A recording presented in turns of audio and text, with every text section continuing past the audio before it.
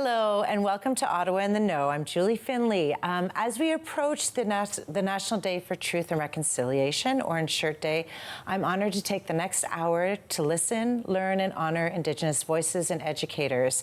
And remembering every child matters. So my first guest, I've known for a long time. So happy she could join us on the show. Trina Samara, the CEO and founder of Madaoki Farm and Indigenous Experiences. And we're going to flip that the other way. But she's got so much to share with us. We'll just start with saying hello. Thank you so much for joining me. Thank you so much for having me on. Yeah, I have known you for a long time, and I'm so happy that I can call you my liaison, my friend. You've taught me a lot along the road. Oh, thank you. Yeah, it has been a very long time. It has been. So how did you start off? You have continued to share and educate hundreds and thousands of people over the years. Oh, how did I start off? You know, I think, so I grew up in Oshawa, outside of the GTA. And, you know, I think for me, when I first came to Ottawa, I came here for college, Algonquin College. And, you know, but I think I had always kind of known, you know, growing up in an urban area, you know, we had connections to our community. Some of my family, you know, lived there. But of course, you go through the school system and you live in these urban areas. And, you know, I am half British. And I was learning a whole lot about my British history and, you know, really felt that, you know, that piece of knowledge was missing about, you know, I am from Ojibwe First Nation, from Curve Lake. And when I moved to Ottawa, there was just such a rich, you know, diverse and vibrant Indigenous community that, you know, I really started to seek out more, you know, opportunity to learn myself and, you know, start building some of that knowledge myself with the Ottawa Native Friendship Center. So I think in our urban areas like Ottawa, you know, friendship centers play such a key role in kind of, you know, connecting us and offering those opportunities. And, you know, I studied creative advertising, and then I went off to work for Ottawa Native Friendship Center in planning their annual powwow.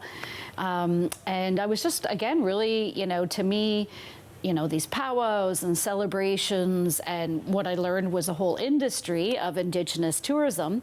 You know, I just felt it could play such a key role. You know, at the time, I felt it would play such a role in preserving our culture and passing it on to our own community youth, you know, and giving them an opportunity and a space to be part of sharing that with visitors. So yeah, I was really inspired and started the company. You made it so easy for everyone to be part of it. You have you've had the summer solstice at many different locations. Yes. Thousands of kids come through, and you've created this experience and opportunities for kids to learn and engage in Indigenous culture. But you have a new spot, and I mean, it's not new now. Everybody knows about it. What's happening at Madaoki Farm? Yeah, so we moved. We used to have a little village downtown on Victoria Island, and we were really pleased to be able to move to Madaoki Farm. So some people in Ottawa knew it as the former Lone Star Ranch, but it's 164 beautiful acres here in our green belt. You know, and for us, so Madaoki means to share the land. So, you know, I think that a bit of a change in focus over time where, you know, we had a lot of international visitors would come, and we would do like a powwow dance and some traditional foods. You know, this space really allows us to share the land and have a little bit more land-based experiences, and, you know, let people come and, you know, breathe and really understand our relationship, you know, with the land and the animals and all that it brings. So, you know, we do year-round programming at Madaoki. We certainly do a lot of school groups. But, you know, one thing I'm really encouraged by is we're seeing more and more, you know, Canadians, families. We just opened up some visitor experiences at the farm for, you know, more local families or tourists. And as well as, like, you know, corporate groups and government groups are coming to the farm and really having that kind of, you know, in-depth cultural experience and knowledge building. And so what are some of those experiences that you find most people have really taken to and walked away with, although there's quite a few of them? There is quite a few. Sorry, We kind of, no, it's okay. But we let people kind of build their own experience really at the farm. So, you know, most of our programs include that introduction to Indigenous culture. And there we're really just trying to share, you know, that we're not one nation, one culture. We have a diversity. You know, we're most certainly on Algonquin unceded territory here in Ottawa. And many of our ambassadors are from the Algonquin Nation, but not all. And so we share that, you know, diversity and just kind of the basis of our teachings and kind of our, you know, some of our shared traditional knowledge and beliefs. And then we let them kind of build their own experience from there. So we have, you know, sometimes we have elders come in and do teaching circles on a subject that might be relative to the group.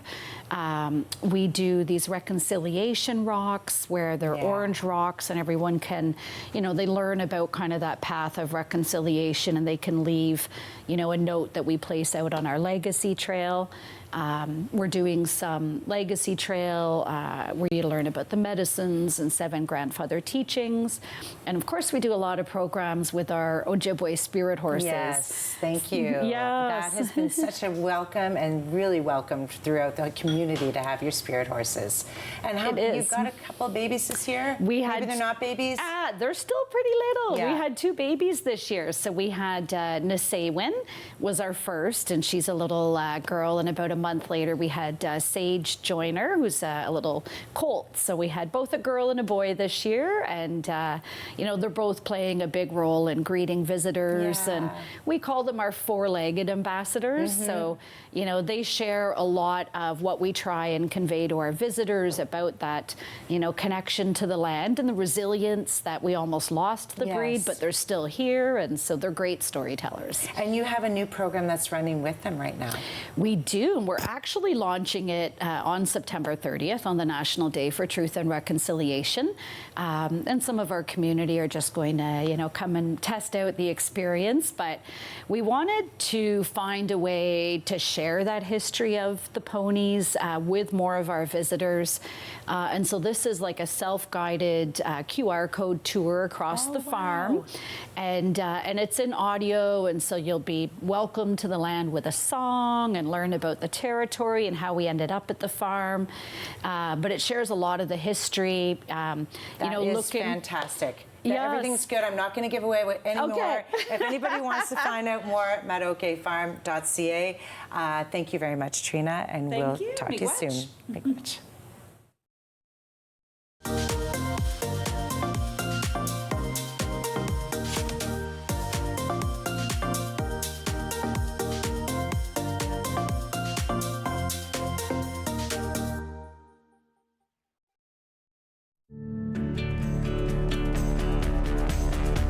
This program is brought to you by Rogers Xfinity, connecting you to more of what you love. Visit Rogers.com for more details.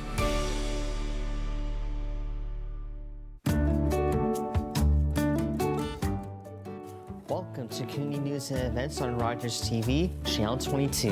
I'm Ramon DeFranco. The Signatures Handmade Market returns to the Aberdeen Pavilion from October 23rd to the 26th. This annual event showcases the work of over 140 Canadian artisans, offering a diverse range of handcrafted goods, including fashion, jewelry, home decor, fine art, and gourmet treats. Attendees can enjoy a fully licensed environment to shop, sip, and savor local craft beverages. Free OC Transpo service is included with ticket purchase, making it an accessible outing for all ages. Tickets are available at signaturesottawa.com. To have your community news or events listed on our website, please go to rogerstv.com, click on events, and post your event. That's it. Please welcome the Fantastic Four. We do family dinner every week. How's that sauce? Okay. Your planet is marked for death. We will protect you. As a family. Johnny, quit screwing around! I tell you how to drive the ship, don't tell me how to kill sexy aliens! Marvel Studios' The Fantastic Four.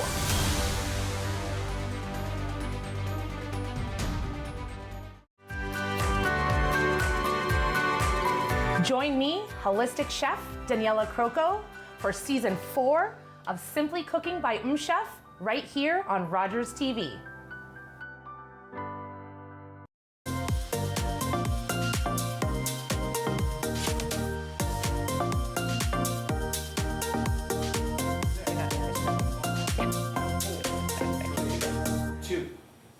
Welcome back. I'm sorry that I did have to cut you short with Trina Simard, but again, we're just going to keep talking because my next guest is a lead at Madauki Farm, and she's in the marketplace. So if you've ever been to Madauki Farm, yes, it is many, many acres, but the one building that stands out for me is the marketplace, and that is where many of the Indigenous artists have a lot of their works and a lot of their stories told in that building. So welcome, Charmaine Leonard. Sorry, I'm so sorry. Thank you. Welcome to the show. How are you? Thank you for having me. I'm good, thank you. Good. So you have a busy weekend that might be coming up. Yes. Yes. So what is happening in the marketplace this weekend?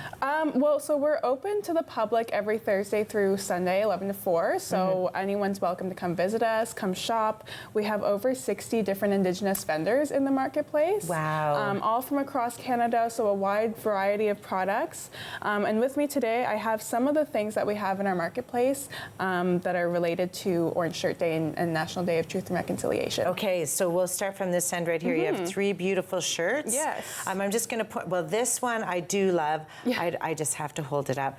Who is the artist behind that? So this one, her name is Mariah. Her business name is Miguan's Creations. Okay, Yeah. it's just lovely with the little feather. Yes. And this one, I think I understand the story behind this one.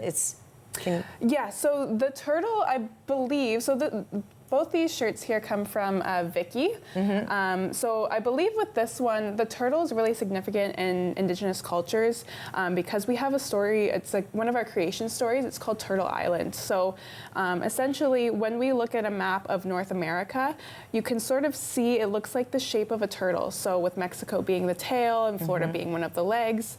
So that's where the story of Turtle Island comes from and why it's so significant. That's lovely. I do like that story. And this painting, Rhonda Snow. Yes. I'm just going to leave it here so they can take a picture. Tell us a bit about Rhonda Snow and this So painting. she is a really talented artist. We have a lot of her work in the store and around the farm as well. And essentially what she does is she's gone around to different communities and talked to different community members, residential school survivors, elders, and gotten their stories and their own lived experiences with the Ojibwe spirit horses. So this is a really meaningful story. So with this one, it talks about the children that were about to be taken to residential schools, and they were hiding under a cabin, and the horses knew that they were under the cabin and were neighing and rearing and trying to comfort them and keep them away and keep them from being taken to residential schools. And they actually didn't end up going because the horses were there to protect them. Yeah, and these spirit horses, if anybody missed the first episode, these spirit horses are at your farm. Yes. Can you tell everyone at home a little bit about the spirit horses? Yeah, so they're the only breed of horse that's indigenous to North America. Now they are, some people call them ponies, some people call them horses. They're a little bit of a mix of both because they're sort of in between. They're sort of a weird size because they're not as small as a pony, but they're not as big as a horse. And they've got some really cool features that make them distinct and make them stand out from other breeds of horses. They've got, I believe it's called a dorsal line. Along their back, and so it's just a stripe along their back. They've also got some stripes on their arms going up their legs too. Okay.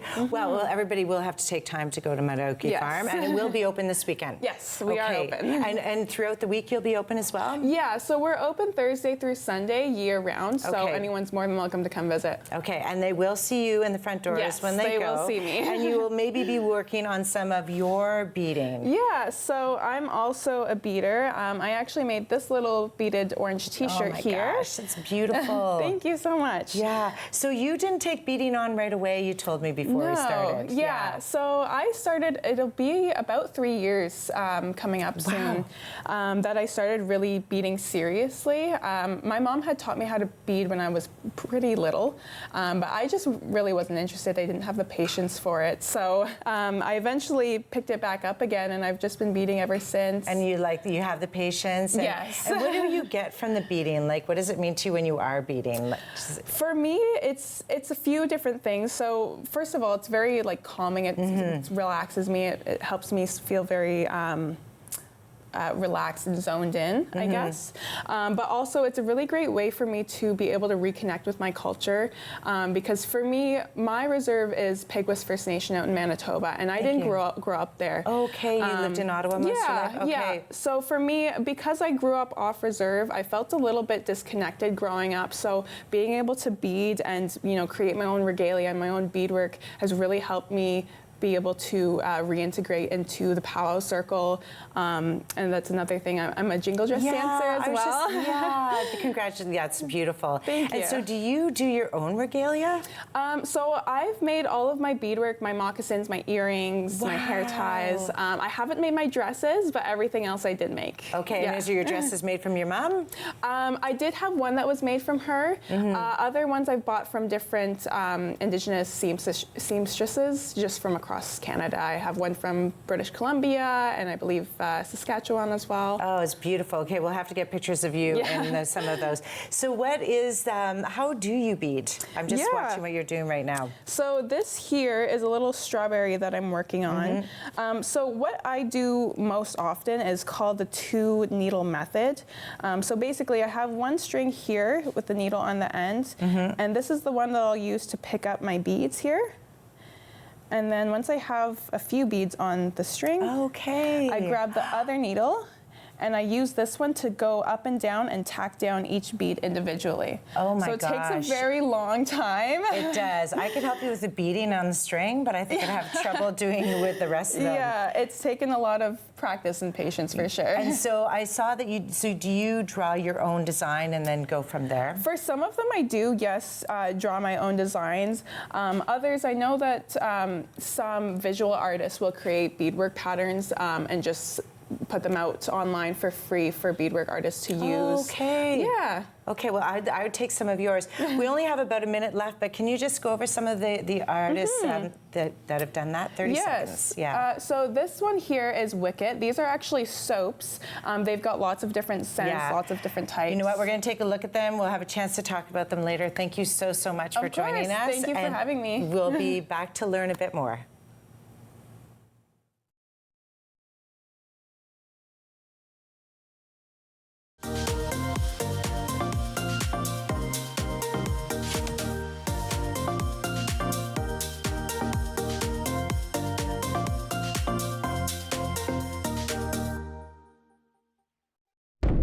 Every September 30th, Canadians observe National Day for Truth and Reconciliation, a day dedicated to learning about the tragic legacy of Canada's residential schools. First established federally in 2021, the day answers the Truth and Reconciliation Commission of Canada's Call to Action number 80, which urged the federal government, in collaboration with Aboriginal peoples, to establish a National Day for Truth and Reconciliation to honor survivors, their families, and communities, and ensure that public commemoration of the history and legacy of residential schools remains a vital component of the reconciliation process. The day coincides with the grassroots movement of Orange Shirt Day, started in 2013 by residential school survivor Phyllis Webstad. On September 30th, commit to listening, reflecting, and learning.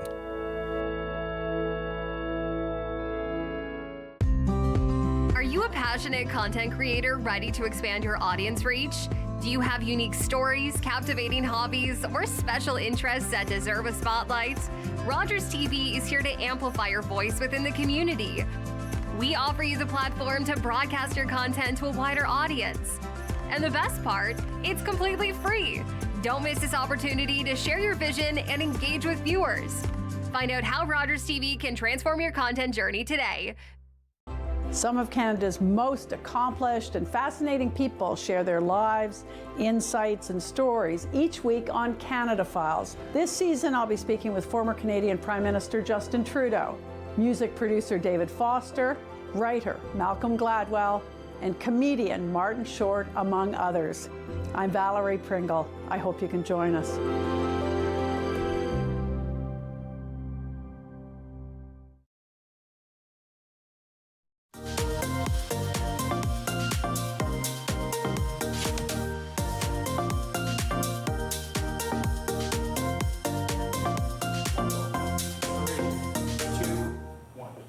Welcome back to Ottawa in the Know. In this next segment, we're going to take a moment to listen and learn and reflect on the impacts of residential schools in our community and across Canada. And my next guest, Louise Antoine Blanchette from the Ottawa History Museum and War Museum is joining us today just to talk about a program that meant a lot to him and will mean a lot to all of us. Welcome.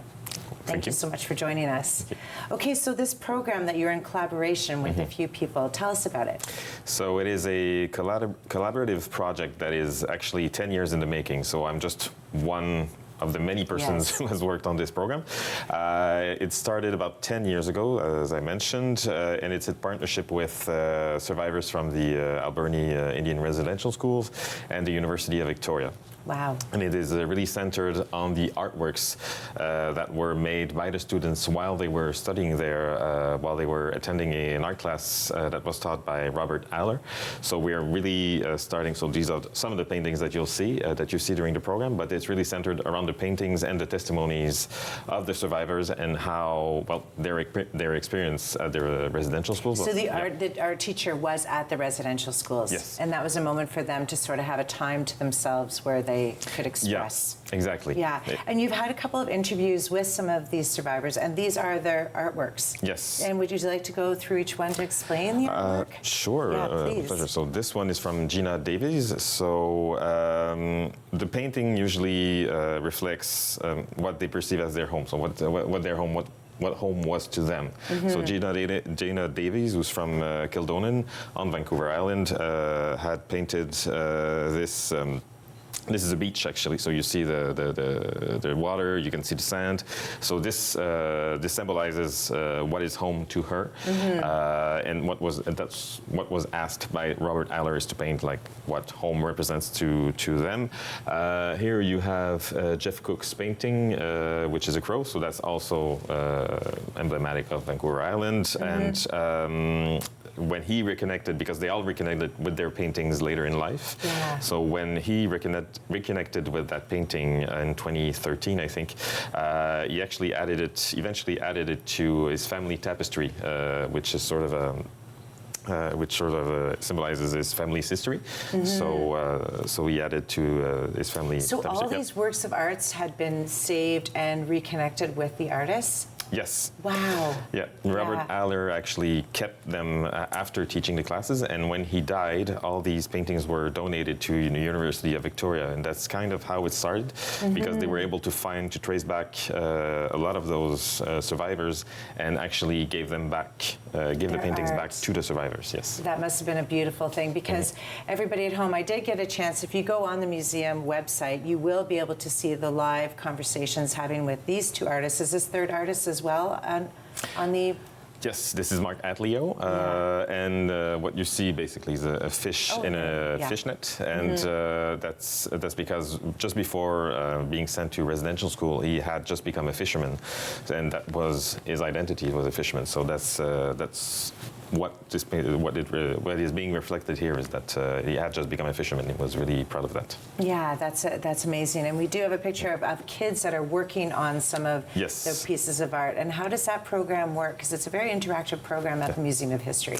So there's two things. There's the on-site version, and then you have the online resource. So when the students come on-site, what they do basically is that they listen to the testimonies, and they are being guided by Carrie Newman, who's a master carver and intergenerational survivor from the Kwakwaka'wakw Nation.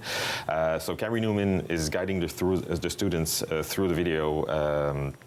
To have them reflect on meaning of land, home, what it means to be home, what it means to be at home. And so they listen to the testimony, and at the end of the activity, what they do is that they draw on these tiles that you're seeing on the picture right here, on the screen right here, and they all of these tiles are part of kind of a big puzzle. Yeah. So it becomes a big puzzle, and on the back of the tiles, the students actually write down what it means to be home for them. So it can be a smell, it can be a place, can be a street. There's no wrong answer. It's really just have a reflection on what it means to be home and that connection to land that comes with it. And then it offers them a chance to go past that and realize what it would be like not to be at home, which is a lot of what the survivors were. When did you come on this project?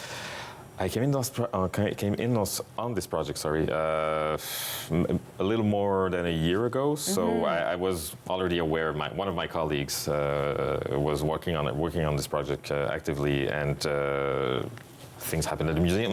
Yeah. So I came on this project with her at first, and then she went and did other things at the museum. So I've been actively working on this for almost a year now. And I was in Port Alberni almost exactly a year ago with my colleagues. So I met with all of the survivors and our partners at the University of Victoria as well. So that was a real privilege for me to meet these survivors and have an actual real conversations. Yes, and so how are you feeling about this project? What does it mean to you?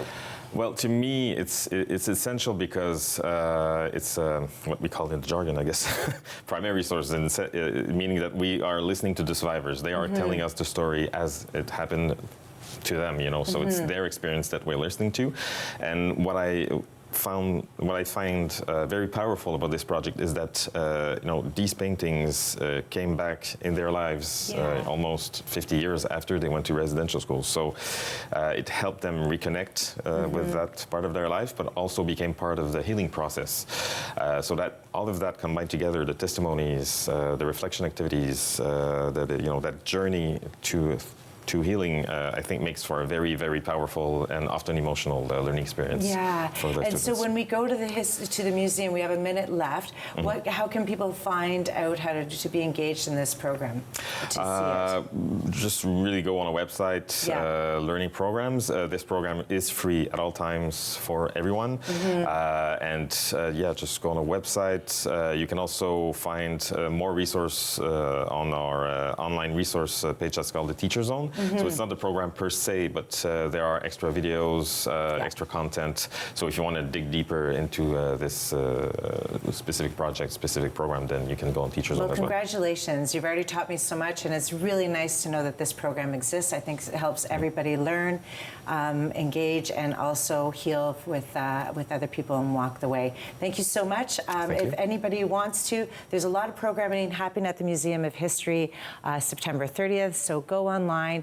Make sure you make your day full and a learning experience. Be up next. Yeah.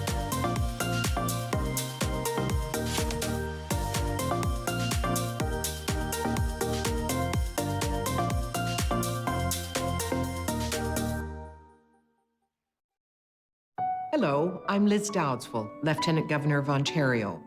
In 2008, carbon monoxide, a deadly invisible gas, killed an entire family in our province. That tragedy led to a new law requiring homes with potential CO sources to have alarms. John Gignac's family members passed away that day, and he shares his story to save others. Please make sure you have working CO alarms in your home. Protect your family today. Every year, dozens of Canadians are killed or seriously injured because they take risks around railway tracks. Talk to your loved ones about rail safety. Visit stoptracktragedies.ca.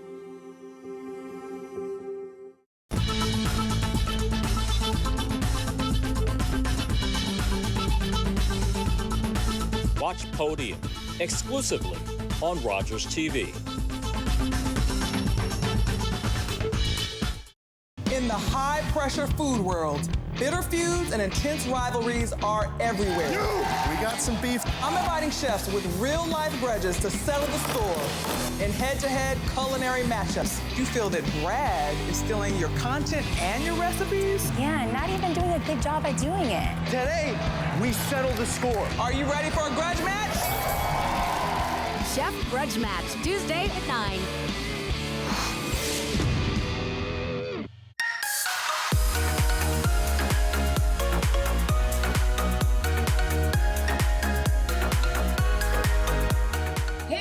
My name is Cara and I'm here with my friends Shane and Monique, and we're getting ready for season 2 of the Fitness Passion on Rogers TV. Join us right here.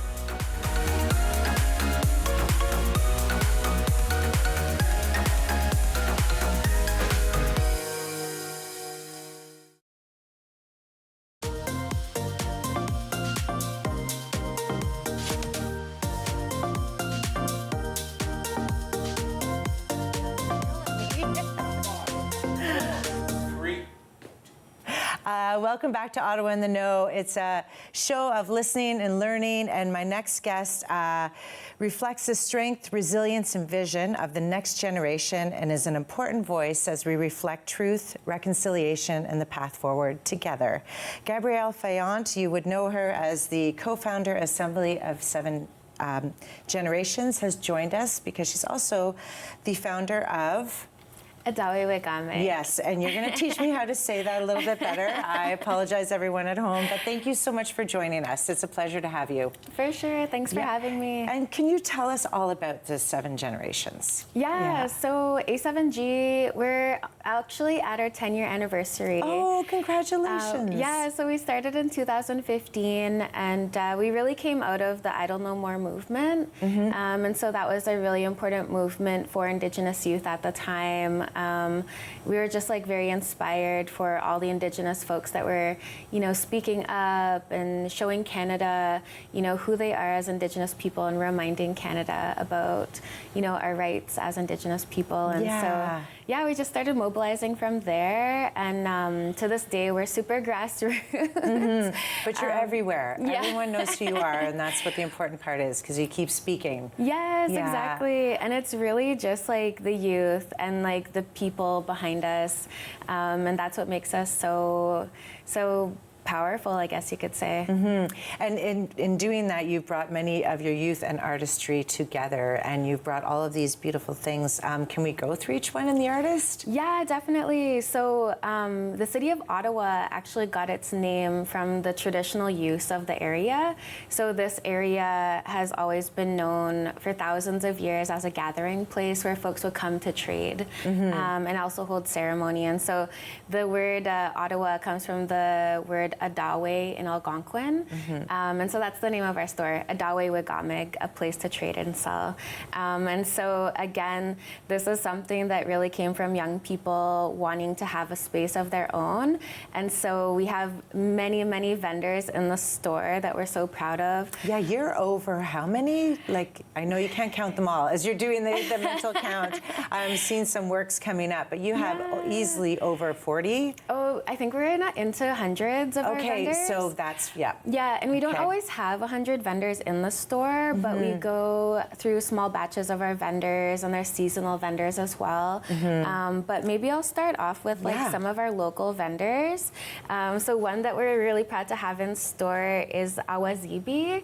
And so that's actually maple syrup that's harvested in Kitagan Zibi. Oh, wow. Yeah, so we're really, really proud of supporting local vendors. And so we also have food at the store. We have so much variety. Our maple syrup is really a big seller. And then we also have Capital Bees. And this is an Ojibwe man from Dokis First Nation, Ron St. Louis, and he actually harvests all his honey locally in Ottawa. Oh, really? Yeah. That's the thing about honey. I would love to have him on too, because it's the honey, growing the honey, it's just everywhere, where the bees go is how the honey's made, like exactly. the flowers that they're off of. Yeah, he also offers tours for his hives. You can go visit him in the summertime, and that's like a really popular honey. Like, I can't keep it on the shelves. Everyone loves that honey. Okay, so I'll just kind of move that over this way so you don't have to take it back. Exactly. All of the beadwork and the work here, who does that? So this is a really amazing company that we're proud to work with, Bastion, and they actually have their factory in Wendake First Nation. So all of their moccasins are made in Canada, and then some of their moccasins, you'll see like a little tag, and they're actually made out of moose hide. Okay. So really, really proud to work with them, a really sustainable company. And in the store right now, we have men's moccasins as well as women's. They're beautiful. And then we have some little baby moccasins too. These are the sweetest. I mean, it takes so much work to make them, but they are just so beautiful. Yes. Yeah, and warm. Definitely. warm. They do what they're supposed to do. And they have ones that you can wear inside or outside. Okay, that's good to know. Yeah, so Nice. always rocking moccasins. Yeah, always rocking moccasins. Okay, coming up to September 30th, these are two great shirts. Are they two different artists, or are they? No, so same? we kind of like to work with different artists every year, and this year we're working with Owasis Boutique. Okay. And she's this beautiful mother out of Saskatoon. She's Cree Métis, and Owasis actually means child in Cree. Oh. So you'll see, like, on her shirt it says, "Every Owasis matters." That's beautiful. Yeah, and she puts all her proceeds back into the Indian Residential Survivor School in BC. So we really want to make sure that we're buying orange t-shirts that are going back to survivors and going back to Indigenous communities. Really important. I think that's important for everyone to know when they are buying, that it is going back to where it should be going back to, and the cause for it. Your beading is extraordinary.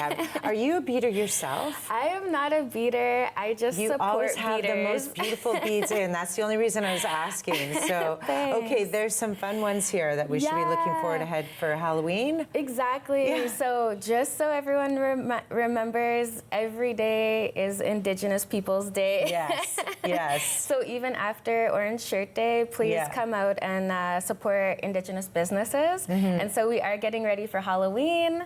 A lot of Indigenous youth in particular love Halloween. Yes.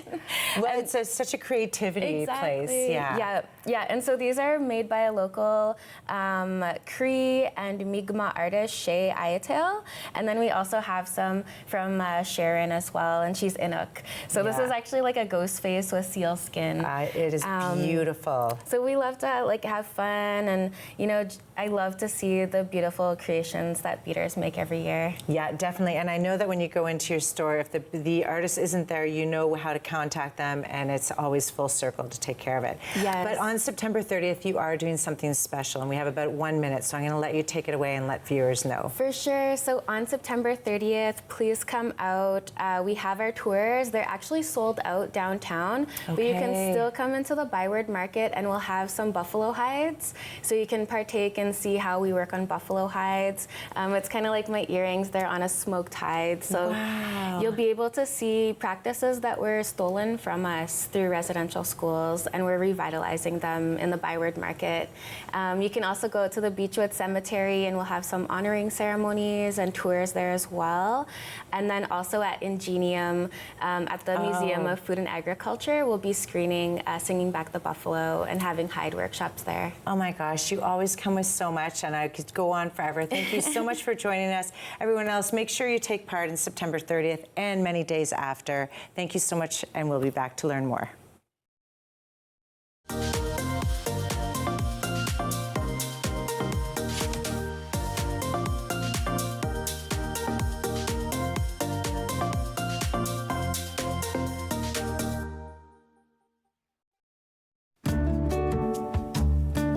Welcome to Community News and Events on Rogers TV, Channel 22. I'm Candace Knights.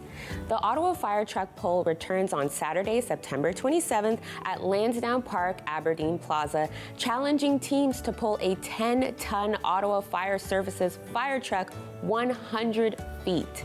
Help support Epilepsy Ottawa, which provides services to over 10,000 individuals affected by epilepsy in the region. This fun event features various categories, and participants also compete for awards like Best Team Spirit and Most Charitable Team. Check-in time is 12:30 p.m. for teams, with competition beginning at 2 p.m. Spectators are welcome to cheer on participants. Register at ottawafiretruckpull.com. To have your community news or events listed on our website, please go to rogerstv.com, click on Events, and post your event. That's it.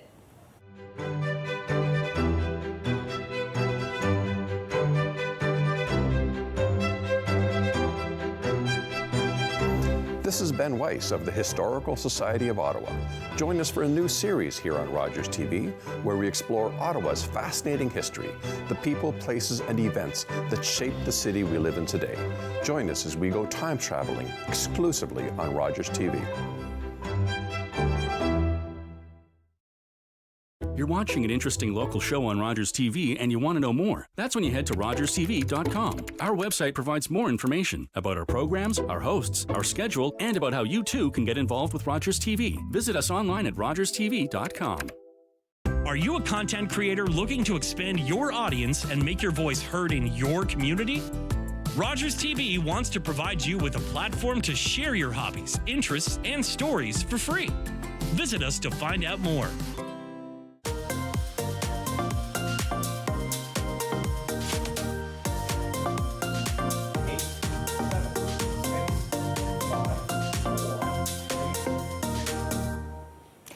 Welcome back to Ottawa in the Know. You know I love to be in the kitchen, but I especially love to be in the kitchen today with one of my favorite chefs. She is award-winning Inuk chef, Trudy Metcalf-Coe. You will know her and have seen her all through our communities. She shares everything fresh, shares the land, shares the food, and everything she has is made from Indigenous artists. Welcome to the show. Oh, I'm glad to be back. Thank it feels you. like I just left. I know you did left. Well, I'm going to probably have you on a bit more, just because you have so much to share. And how are things? Things are good. Things have been busy. I'm traveling because of my food, my culture. So just back from the Torngat Mountains. I was just going to say, tell everybody about your travels. Yeah, so one of the things that I get to do each summer, fortunately for the last 4 years, is travel back to my homeland, which is the Nunatsiavut region of Newfoundland and Labrador, so the Torngat Mountains.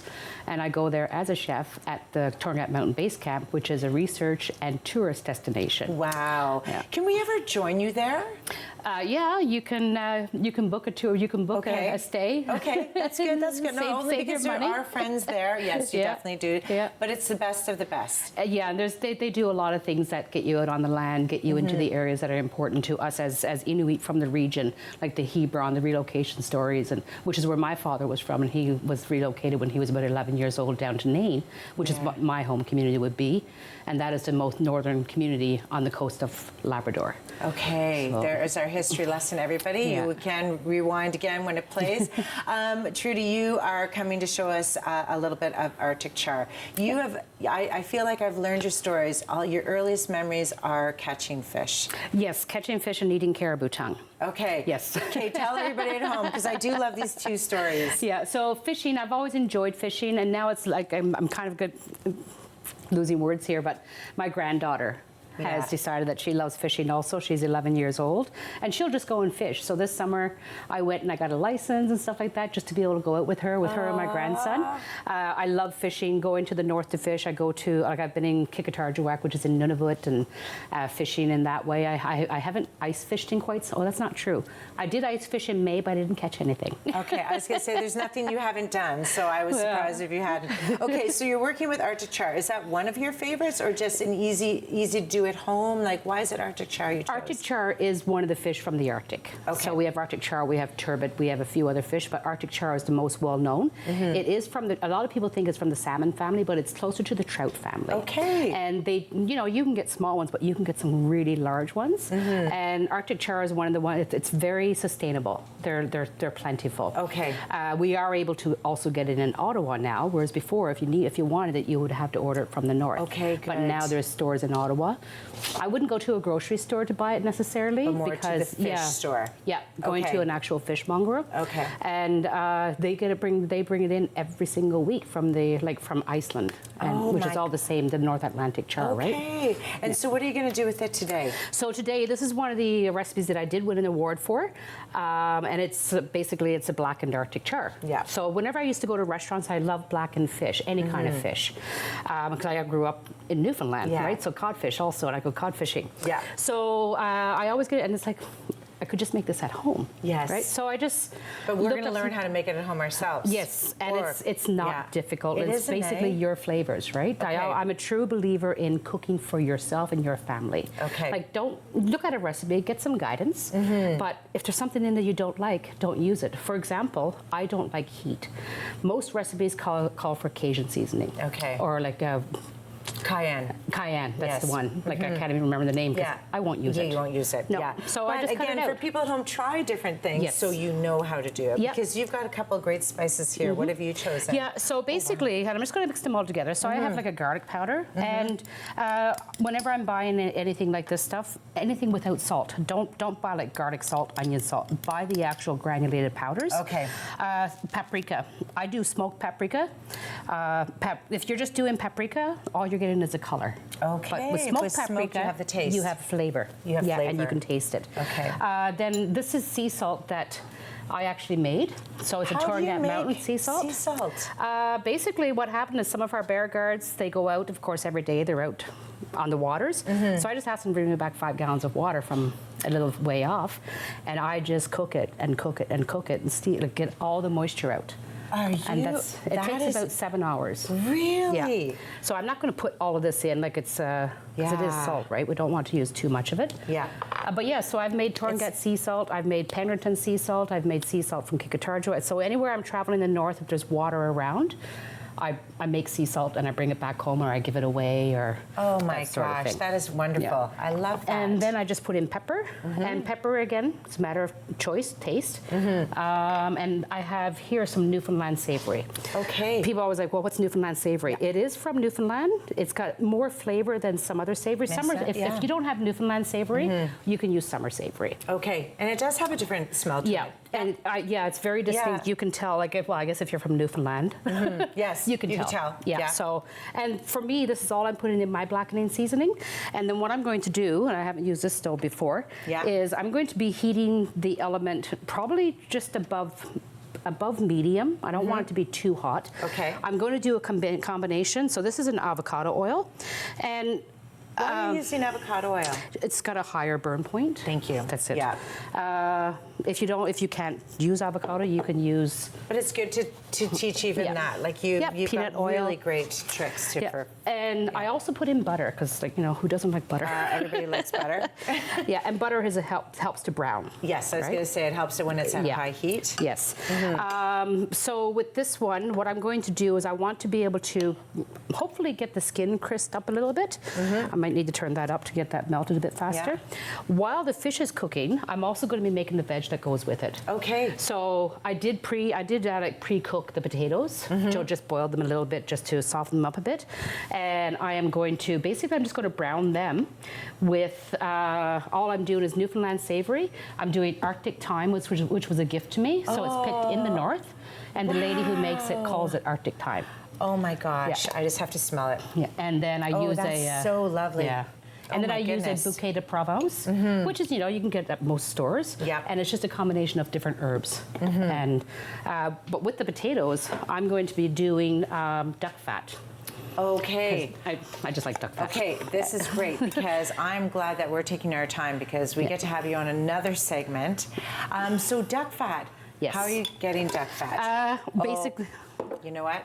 Basically, in 15 seconds? So basically is whenever I cook duck, I save all the fat.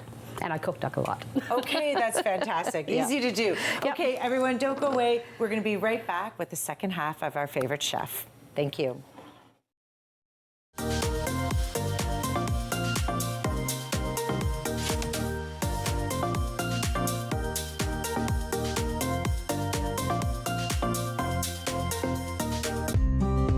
Are you a passionate content creator ready to expand your audience reach? Do you have unique stories, captivating hobbies, or special interests that deserve a spotlight? Rogers TV is here to amplify your voice within the community. We offer you the platform to broadcast your content to a wider audience. And the best part, it's completely free. Don't miss this opportunity to share your vision and engage with viewers. Find out how Rogers TV can transform your content journey today. With Rogers TV, you can cheer on the home team from the comfort of your living room. We'll head to the rink, the field, the court, or the pitch, so you don't have to. Tune in and cheer on your local amateur athletes on Rogers TV. Relive the magic of music and beyond, where classical music meets art, culture, and unforgettable live performances. Only on Rogers TV. Don't miss a note. September 30th is Canada's National Day for Truth and Reconciliation. honoring survivors of residential schools, their families and communities, and a reminder to acknowledge the truth of our history. In 2015, the Truth and Reconciliation Commission released a comprehensive report with 94 calls to action, a roadmap towards justice and healing. Learn more and take action.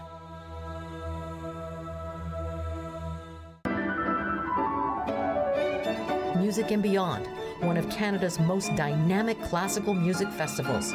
From stirring symphonies to intimate chamber performances. Experience concert highlights filmed live in beautiful venues across Ottawa. It's more than music. It's art, literature, culture, and community, all coming together on one stage. Music and Beyond presents, only on Rogers TV.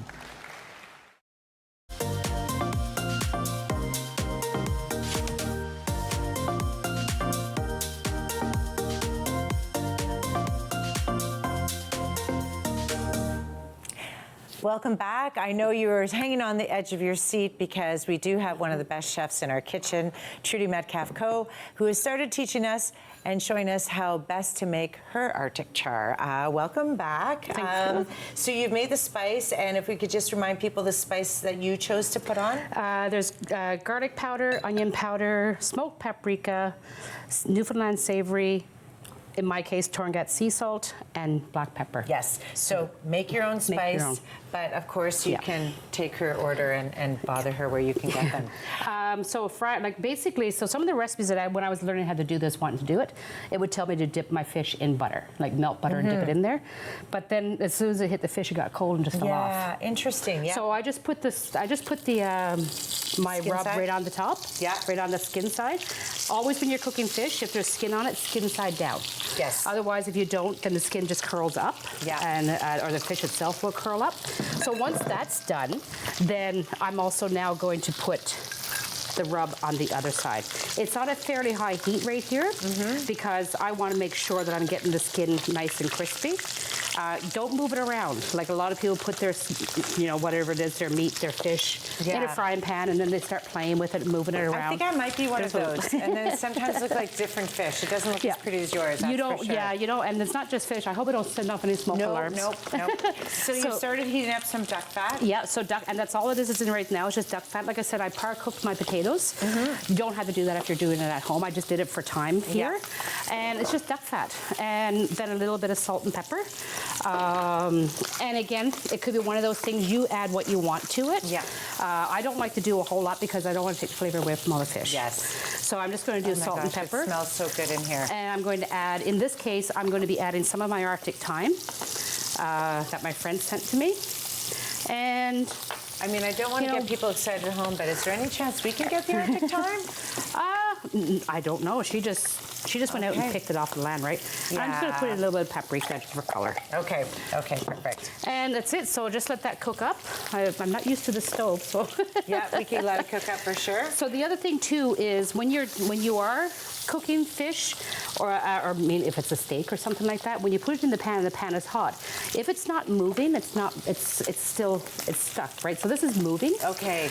So that might be ready to kind of flip over, right? I'm going to take a look and just see. And if it's stuck, see, look leave at that it nice, for a bit longer. Yes. Oh my gosh, Yeah. that does look perfect. So, and I forgot my fish. There's actually a fish spatula.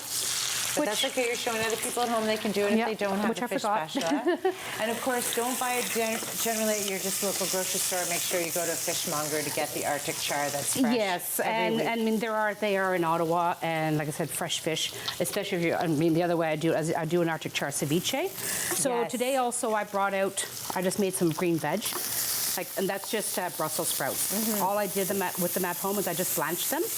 And so now I'm just reheating them. And everything is just par-cooked. I cooked for 3 of my potatoes a little bit. The Brussels sprouts I did for about 3 minutes in a boiling water.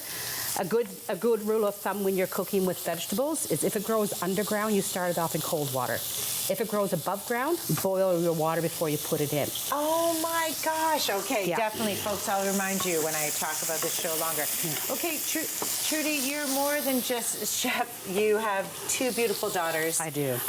Who are definitely Indigenous artists themselves. Yep. Can I put this fork and knife?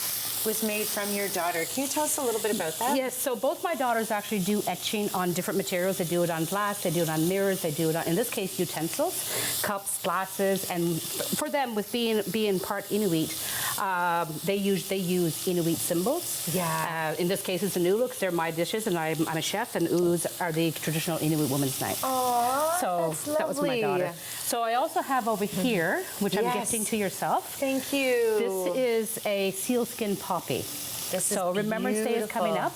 Yes. And so this is made out of sealskin that I actually get from, or the sealskin comes from a company in Newfoundland. You know, I'm part Newfie. Yes, yes you are.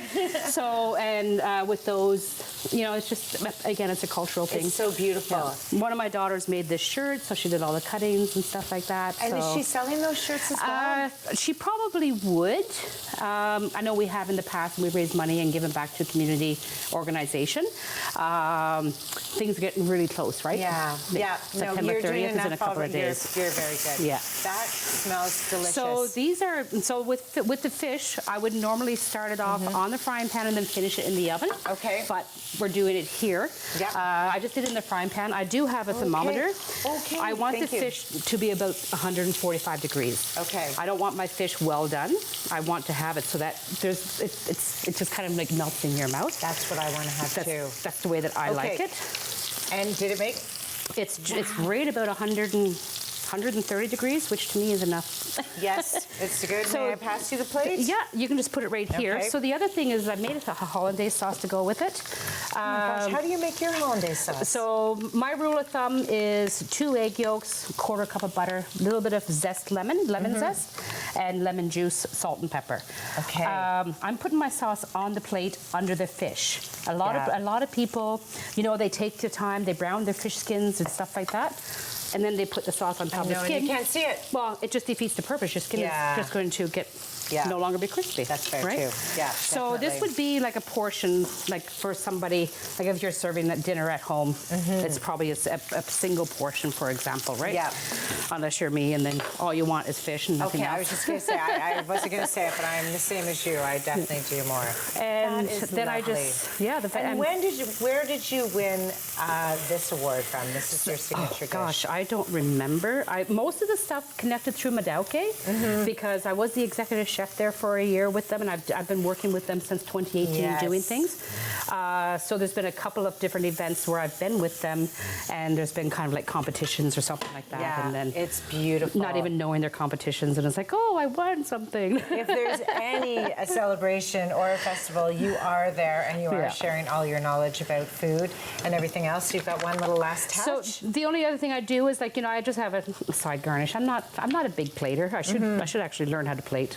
No, you plated that perfectly. I am a plater. So you know, I just want sure there's lettuce and tomato here, but, so I'm just putting a little bit of a pomegranate balsamic glaze on there. Oh my gosh! Because I just don't want to eat tomato and lettuce.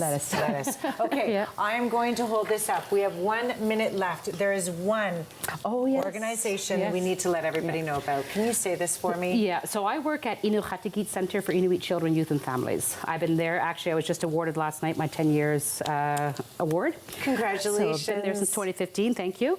And this week we just launched our Christmas sponsorship program. Okay. So we've been doing it for 17 years. So what it is people in the community, individuals, businesses, schools, friends, whoever, can choose to help sponsor an Inuit family for Christmas, and I do all the coordination, I do all the hard work. Okay. And so if anyone wants to reach out, inuktitut.ca, or look for me on Facebook or Instagram, and send me a private message, and I'll be happy to help out and pair them up with an Inuit family. You know what? If you need any help, I will help you as well. You do so much in our community. Thank you so much. Thank you very much. Thank you, everyone, for joining Ottawa in the Know. I hope you had an opportunity to learn, engage, and please take care of yourself, and let's move together.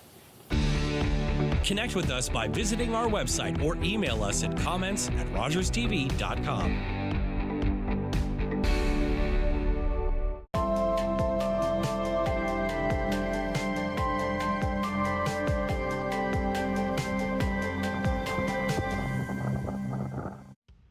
If you're looking for straightforward recipes that are surefire crowd pleasers and really delicious, I hope you'll tune in to Season 5 of my show, Paula Roy's Favorite Foods, on Rogers TV. There's everything from mouth-watering salads to delicious make-ahead meals, lots of baking, even some pickles, and I'm sure there's something for everyone in this season's lineup. I'll offer some ideas to help make your time in the kitchen more effective and fun, and perhaps you'll even watch it with your whole family. Sports fans know Sundays are for football. That's why you need NFL Sunday Ticket.